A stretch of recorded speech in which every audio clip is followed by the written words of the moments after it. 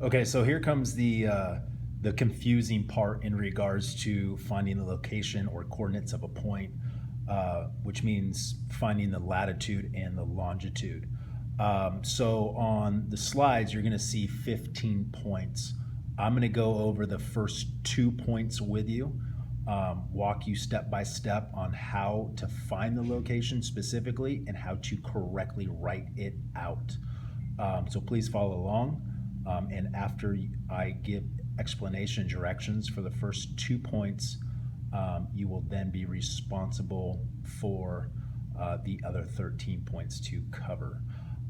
So first things first, hopefully you guys have been paying attention so far to the video lecture in regards to what goes first. And when I say what goes first, I'm always referring to latitude.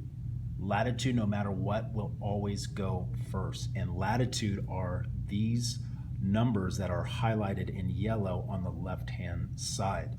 Now, when I say latitude goes first, I'm also referring to how do you measure latitude? There is only 2 directions in which you can measure latitude.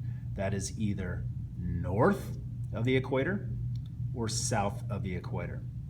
So over here, I have highlighted, of course, first, N for north, S for south, and I also wrote north latitude and south latitude, and right above that, I wrote down first, because we know that latitude will always go first, and latitude is measured in either the direction of north or south of the equator.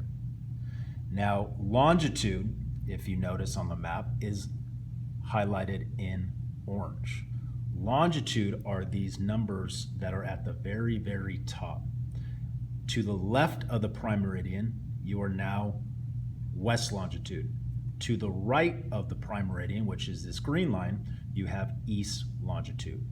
And longitude will always, always go second, okay? And if you wanted to measure longitude, you can only measure longitude in 2 different directions. Either west or to the left of this green line, which is the prime meridian, or to the right or east of the prime meridian.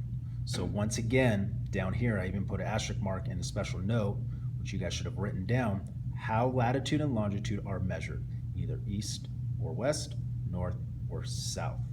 And remember, latitude will always go first, and longitude will always go second. So that brings me to finding point number 1, which is right here. Now, I mentioned to you latitude will go first, so we're always going to look at the numbers that are highlighted in yellow to the left. So if I take my pencil and I trace, I'm going to run into the number 20.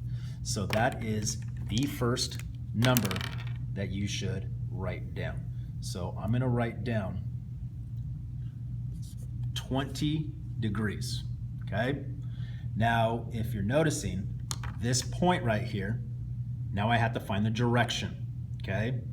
Is this north latitude or south latitude?